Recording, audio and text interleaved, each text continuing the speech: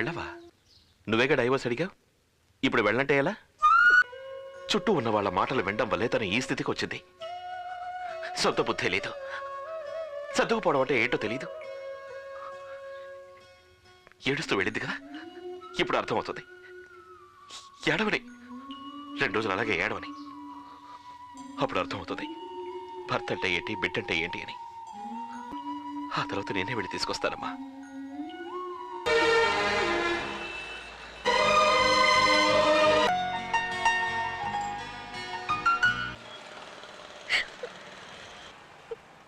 I'm sorry.